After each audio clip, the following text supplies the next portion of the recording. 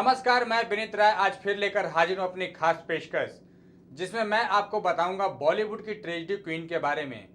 Meena Kumari Hindi cinema की एक ऐसी अभिनेत्री थीं जिन्होंने अपनी कामयाबी की एक नया इतिहास रचा था, लेकिन उनकी जिंदगी काफ़ी दर्द भरी रही थी, जिसकी वजह से उन्हें ट्रेजेडी क्वीन भी कहा जाता था। लेकिन उनकी ज़िंदगी से जुड़े कुछ ऐसे किस्से जो शायद अभी भी बहुत लोग नहीं जानते होंगे। उनको इस दुनिया से गए हुए 45 साल हो चुके हैं और हमारा ये बाजार एक कब्रिस्तान है ऐसी औरतों का जिनकी रूहें मर जाती हैं और जिस्म जिंदा रहता है। फिल्म पाकीजा का ये डायलॉग आज भी लोगों को झंझोर कर रख देता है, लेकिन उससे भी ज़्यादा ये डायलॉग बोलने वाली अभिनेत्री ने लोगों को हिला कर रख दिया था। जी हाँ, हम बात कर रहे हैं बॉलीवुड की ट्रेजेडी क्वीन मीना कुमारी के बारे में। तो आइए आपको बताते हैं उनसे जीवन से जुड़ी कुछ रोचक बातों को विस्तार से अपनी इस रिपोर्ट में। 1 अगस्त 1932 वह तारीख है जब महजवीन, जो बाद में मशहूर अदाकारा मीना कुमारी बनी, इन्होंने इस दुनिया में कदम रखा था। पिता अली बख्श और मां इकबाल बेगम, जिनका मूल नाम प्रभावती, के पास डॉक्टर को देने के पास पैसे नहीं थे। हालात ये थे कि दोनों ने तय किया कि बच्ची को मुस्लिम यतीम खाने के बाहर सीढ़ियों पर छोड़ दिया जाए, और वह छोड़ भी आए। लेकिन पिता का मन नहीं माना। पलटकर अली बख्श भागे और बच्ची को गोद में उठाकर घर ले आए। किसी तरह परवरिश की और महजबीन ने छोटी उम्र में ही घर का सारा बोझ अपने कंधों पर उठा लिया। हम आपको बता दें कि मीना कुमारी ने 7 साल की उम्र से ही फिल्मों में काम करने लगी। बेबी मीना के नाम से पहली बार फिल्म फरजद ए हिंद में नजर आई। इसके बाद लाल हवेली, अन्नपूर्णा, सनम, तमाशा जैसी कई फिल्में की, लेकिन उन्हें स्टार बनाया 1952 में आई फिल्म बैजू बावरा ने। इस फिल्म के बाद वो लगातार शोहरत की बुलंदियां चढ़ती गई। एक दिन की बात है, मीना कुमारी को पिता ने बताया कि कमाल अमरोही उन्हें अपनी अगली फिल्म में लेना चाहते हैं। मीना कुमारी को उनका अक्खड़पन याद आ गया और उन्होंने मना कर दिया। कमाल अमरोही को ये बात पता चली, तब उन्होंने किसी तरह मीना कुमारी को मनाया और फिल्म के लिए साइन कर लिया। कमाल अमरोही ने मीना कुमारी को जिस फिल्म के लिए साइन किया वो तो कभी नहीं बन पाई, लेकिन दोनों के बीच प्यार जरूर पनप गया। पहले से शादीशुदा अमरोही उनके प्यार में पागल हो गए और एक दिन उनके मैनेजर और दोस्त ने पूछा कि अगर इतनी मोहब्बत है तो निकाह क्यों नहीं कर लेते। तो कमाल ने कहा कि क्या मीना तैयार होगी। जवाब जानने के लिए कमाल के दोस्त और मैनेजर उनका पैगाम लेकर मीना कुमारी के पास पहुंचे। मीना ने कमाल से प्यार की बात की, लेकिन शादी से इनकार कर दिया। बोली अब्बा की इजाजत के बिना संभव नहीं होगा।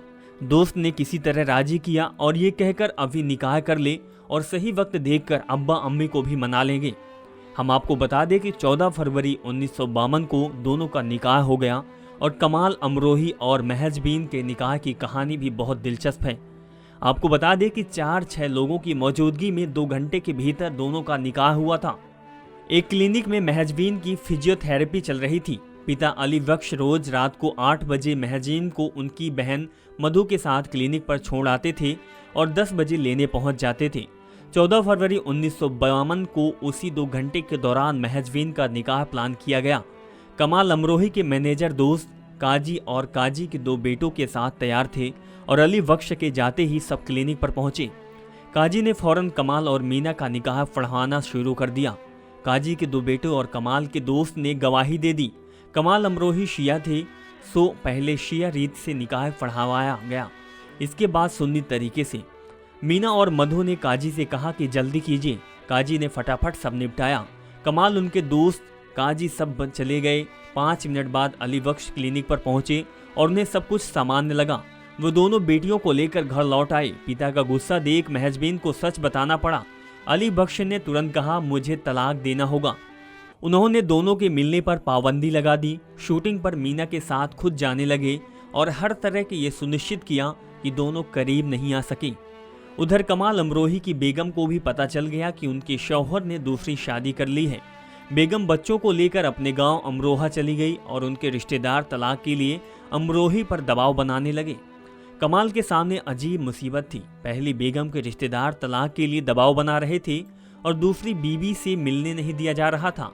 वो हालात से तंग आ गए और एक दिन महजबीन को पैगाम भिजवा दिया कि इस निकाह को एक भूल समझकर खत्म कर देना चाहिए। निकाह तोड़ने के लिए भेजे गए पैगाम के जवाब में मीना कुमारी ने कमाल अमरोही को खत लिखा, मुझे लगता है कि आप मुझे समझ नहीं पाए और समझ भी नहीं पाएंगे। बेहतर होगा कि आप मुझे तलाक दे दें। इसके बाद दोनों अपने काम में व्यस्त हो गए और शादी की पहली सालगिरह यानी 14 फरवरी 1953 को मीना कुमारी ने कमाल को फ़ोन किया। उन्होंने उस खत के लिए माफ़ी मांगी और उस फ़ोन के साथ ही दोनों के रिश्ते बेहतर होने लगे। पर मीना कुमारी के पिता अब भी नहीं मान रहे थे। एक दिन मीना कुमारी ने पिता से कहा कि कमाल फिल्म डेरा बना रहे हैं और उसके लिए उन्हें उनकी ज़रूरत है। इस बात पर अली बख्श भड़क गए और उन्होंने महबूब खान की फिल्म में काम करने के लिए मीना पर दबाव डाला। पिता के दबाव के आगे मीना झुक गई, लेकिन शूटिंग शुरू करने से 4-5 दिन के भीतर ही महबूब खान से उनकी अनबन हो गई। उन्होंने सेट पर ही पिता को फ़ोन किया कि महबूब खान का सेट छोड़कर कमाल के सेट पर जा रही हैं। पिता की ख्वाहिश के खिलाफ जाकर मीना कुमारी पति की फिल्म डेरा की शूटिंग के लिए चली गई, लेकिन जब रात को घर लौटी तो पिता ने साफ कह दिया कि बाप बेटी का रिश्ता खत्म हो गया। उन्हें घर नहीं घुसने दिया और मीना कमाल के घर चली गई। उस तरह से उनकी ससुराल में एंट्री हुई। भले ही मीना कुमारी ससुराल पहुंच गई थी, लेकिन उन्हें सुकून तब भी नहीं था। जिंदगी में एक के बाद एक ऐसे हादसे होने लगे कि मियाँ बीवी का रिश्ता बिगड़ने लगा। निजी जिंदगियां जहां पाताल में जा रही थी, वहीं मीना कुमारी का करियर भी आसमान छू रहा था। हालांकि उनकी ये उड़ान भी निजी जिंदगी के लिए मुसीबत ही बनी। वैजू बावरा ने मीना कुमारी को बेस्ट एक्ट्रेस का फिल्म फेयर अवार्ड दिलवाया। वे अवार्ड पाने में पहली एक्ट्रेस भी। इसके बाद उन्होंने एक से बढ़कर एक फिल्में दी। फरनीता, दिल अपना, प्रीत पर आई, श्रद्धा, आजाद, कोहिनूर।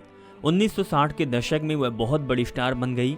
ये स्टारडम उनकी निजी जिंदगी के कड़वाहट घोल रहा था। एक बार सोहराब मोदी ने अपनी फिल्म के प्रीमियम में मीना कुमारी और कमाल अमरोही को बुलाया। वहां चीफ गेस्ट महाराष्ट्र के राज्यपाल थे।